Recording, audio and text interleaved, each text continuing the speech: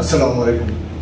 যারা এই তো রিসেন্ট হয়ে যাওয়া বঙ্গবন্ধু শেখ মুজিব মেডিকেল ইউনিভার্সিটি নার্সিংয়ে চান্স পেয়েছো, তাদের জন্য এই ভিডিওটা একটু কাজে লাগতে পারে। অনেকের মধ্যেই এই ভাইভা কেমন হবে, আগামী 25 তারিখে এই ভাইভা এটা নিয়ে অনেক আতঙ্ক আছে। তো আমি বিশ্বাস করি যে এই ভিডিওটা তোমার আতঙ্ক দূর করতে পারে। কারণ আমরা লাস্ট বছরে যে ছেলে মেয়েগুলো পরীক্ষা সেখানে দিয়েছিল তাদের কাছ থেকে আমরা জানবার চেষ্টা করেছি যে কোন কোন প্রশ্ন সম্মুখীন তারা হয়েছিল আর কি। তার আদলতে এই ছোট্ট একটা মানে এক্সপিরিয়েন্স আমাদের সাথে আমি শেয়ার করতে পারি। যারা আমার বিলাভ স্টুডেন্ট, আমি বিশ্বাস করি তাদের জন্য এটা উপকারী আসবে। সর্বপ্রথম ওখানে যাওয়ার পরে আমি হয়তো আরেকটা ভিডিওতে তোমাদের অ্যাপ্রোচটা কেমন হবে সেটা বলবার চেষ্টা করবো যদি সময় পাই। তো আমি যতটুকু জেনেছি সেটা তোমাদেরকে একটু ইনশিওর করি, তোমরা ভয় পেও না। বরং এই ভিডিওটা দেখবার পরে তোমাকে একটু সাজিয়ে নিও। আমার বিশ্বাস যে তোমার মধ্যে সেই যোগ্যতা আছে এবং তোমরা নিয়ে নিতে পারবে আর কি। তো প্রথমে যে প্রশ্নটা হয় ওখানে যে ইন্ট্রোডিউস ইউরসেলফ মূলত। তো এই সেলফ ইন্ট্রোডাকশন নিয়ে অনেকের অনেক রকম বহুত মানে এটা সেটা এলোমেলো ব্যাপার। তোমরা এত ঝামেলায় না গিয়ে সরাসরি আমি কয়েকটা ব্যাপার বলে প্রশ্নের অ্যান্সারগুলো তুমি লিখে নিও, তাহলে তোমার সেলফ ইন্ট্রোডাকশন হয়ে যাবে। সেটা হলো প্রথমেই তোমার নামটা। তোমার নাম কি?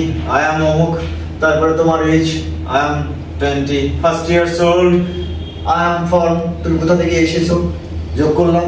তোমার বাবার নাম কি সেটা বললাম, তার অকুপেশন কি সেটা বললাম। খেয়াল করে দেখো, তোমার মার নাম কি, তার অকুপেশন কি, তুমি সেটা বললাম। তারপর তুমি তোমার ফ্যামিলিতে কয়জন মেম্বার আছে, যে আমার দুইটা ভাই আছে, একটা বড় ভাই একটা ছোট ভাই। বড় ভাই ও এটা করে, ছোট ভাই এটা করে, এটা বললে বলতে পারো। আর ঠিক আছে, তারপর যদি বলতে না চাও না বললাম। কিন্তু এখানে তোমাকে যে জিনিসটা ইম্পর্টেন্ট, তোমার একাডেমিক কোয়ালিফিকেশন, যে তুমি এসএসসি পাস করেছো কোথা থেকে। এখানে আমি শুধু কারেকশন দিব, সবাই এসএসসি বলবে, তুমি যেন এখানে সেকেন্ডারি স্কুল সার্টিফিকেটের কথা বলো। অবশ্যই যখন তুমি অমুক জায়গা থেকে কোন জায়গা থেকে তুমি এসএসসি পাস করেছো এবং সেই স্কুলের নাম কি এবং সেখানে এসে তোমার রেজাল্টটা কি, এই জিনিসটা তোমাকে ইনশিওর করতে হবে। তারপরে তুমি আসলা একই রকম ভাবে এইচএসসি কত সালে পাস করেছো এবং এইচএসসি তোমার কলেজের নাম কি এবং তুমি কত পেয়েছো। তারপর তুমি তোমার হবি বললা, যে তোমার হবিটা কি।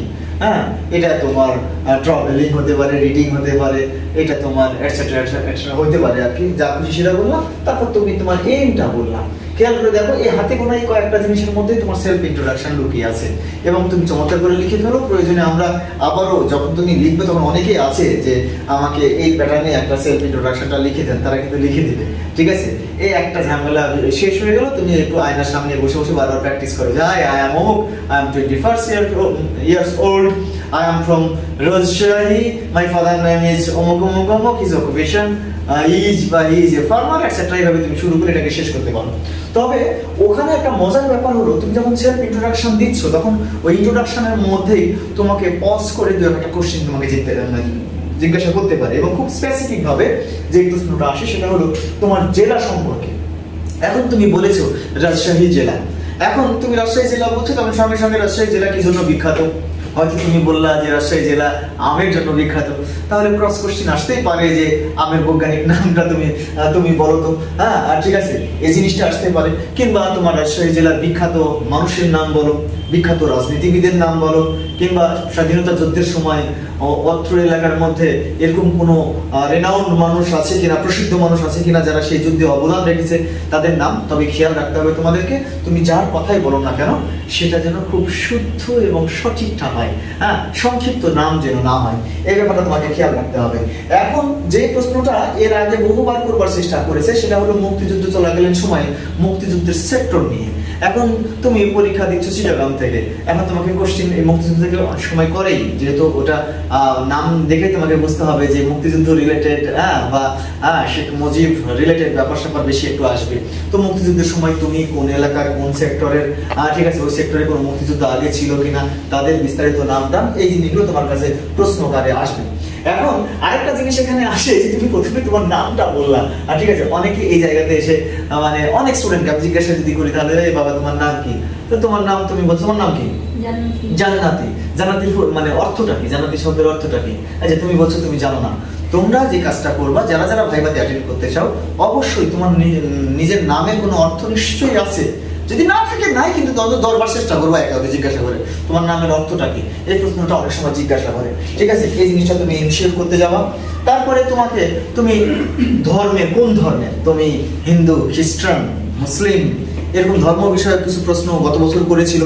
ঠিক আছে, এবারও করতে পারে, নাও করতে পারে। আসলে ভাইবা বোর্ডে কে বসবে তার মর্জির উপর এগুলো ডিপেন্ড করে। আমরা একটা টেন্টেটিভ জিনিস বলতে পারি, একটা আইডিয়া করে বলতে পারি যে গত বছর এরকম প্রশ্ন হয়েছিল।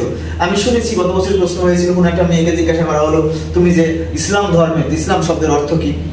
ঠিক আছে, তারপর সে এটা বলবার পরে তাকে বলা হলো মুসলিম শব্দের অর্থ কি। তাকে আরো গভীর থেকে আবার প্রশ্ন করা হলো ইসলামের কয়টা স্তম্ভ, কিংবা প্রফেট সাল্লাল্লাহু আলাইহি ওয়াসাল্লামের জন্ম মৃত্যু। ঠিক আছে, তো এই জিনিসগুলো যেহেতু একবার হয়েছিল, তোমরা একবার এই জিনিসটা নোট করে ভালো করে রেখে দিয়ে এবং সে ব্যাপারে তোমার প্রস্তুতি নিতে পারো আর কি, নিয়েও আর কি। ঠিক আছে, তারপরে আরো একটা মজার ব্যাপার হলো যে তুই একটা সঙ্গে জিজ্ঞাসা করছিল এই যে তোমরা সংক্ষিপ্ত নাম সবসময় ওয়েবসাইটে দেখো যে BSNMU, ঠিক আছে, এটার ফুল মিনিংটা তোমাদেরকে জানা উচিত। নামের অর্থের মতো করে এটার ফুল মিনিংটা জিনিসটা কি। তোমাদের কয়েকটা মানুষের সম্পর্কে তারা বিভিন্ন সময় অনেক ছাত্রের সাথে আমরা যখন কথা বলেছি তারা বলেছি স্যার এই জিনিসগুলো সম্পর্কে আমাদেরকে একটু জিজ্ঞাসা করেছিল। উল্লেখযোগ্যটা হলো যেমন ফ্লোরেন্স নাইটিঙ্গেল। এই ভদ্র মহিলার জন্ম মৃত্যু, এই ভদ্র মহিলা কি জন্য বিখ্যাত এবং নার্সিং এ তার অবদানটা কি, এই ব্যাপারটা তোমরা একটু বিস্তারিত জেনে নিও। ঠিক আছে, তারপরে আমার বাংলাদেশের পার্সপেক্টিভে এখন 2-3টা নাম খুবই ইম্পর্টেন্ট, যে নামগুলো সম্পর্কে সাধারণত প্রশ্ন হয়েই থাকে।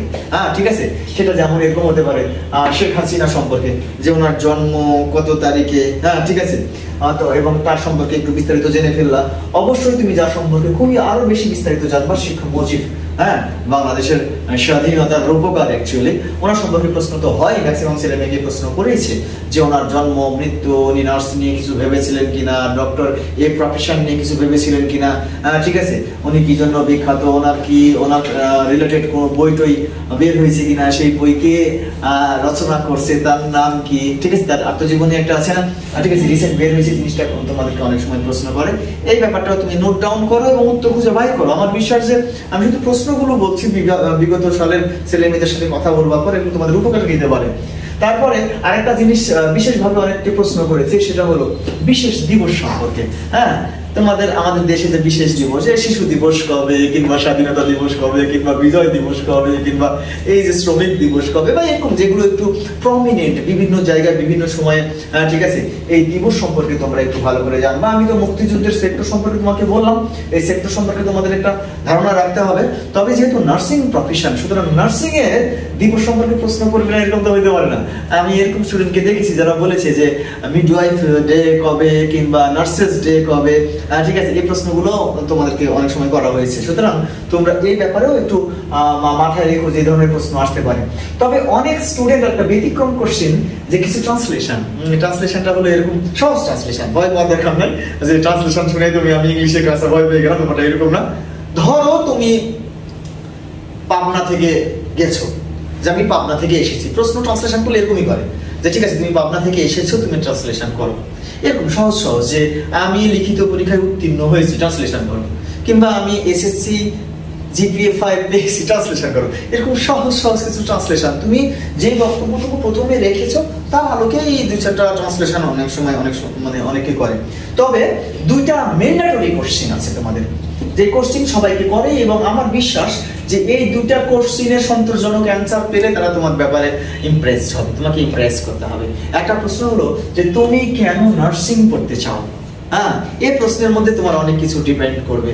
ঠিক আছে, তারপরে আরেকটা প্রশ্ন হলো তুমি নার্সিং পড়তে চাও, ঠিক আছে, তাহলে আমাদের এই Bangabandhu Sheikh Mujib medical university nursing এ তুমি কেন পড়তে চাও। তুমি তো আরেকটা প্রশ্ন হয় তুমি গভর্নমেন্টে চান্স পেয়েছো কিনা। ঠিক আছে, এই প্রশ্নটা অনেক সময় করে। এই 2টা প্রশ্ন যদি ভালো অ্যান্সার তুমি করতে পারো তাহলে তারা বেশি তোমার ব্যাপারে খুশি থাকবে আর কি। তোমরা একটু চিন্তা করো, এই অ্যান্সারগুলো বের করবার চেষ্টা করো। ঠিক আছে, আমি বিশ্বাস করি যে ওখানে যদি কোনো ট্রাবল হয় আমাদেরকে মেসেজ করো, আমরা সেখানে অ্যান্সারটা বলে দেওয়ার চেষ্টা করছি। আমার বিশ্বাস যে তুমি 1 ঘন্টা ওয়ার্কআউট যদি করো এবং তোমার এই ইন্ট্রোডাকশন সহ এই স্পেসিফিক হাতে গোনা কয়েকটা প্রশ্ন বা জিজ্ঞাসা তুমি যদি একটু ভেবেও ফেলো, তোমাকে পড়তেও হবে না, আমি বিশ্বাস করি তুমি আগামী ভাইভাতে চমৎকার করবা। ঠিক আছে, তারপরে কোনো কোশ্চেন থাকলে তোমরা লিখে দিও, আমি তোমাদেরকে বলে দেবো। ধন্যবাদ সবাইকে।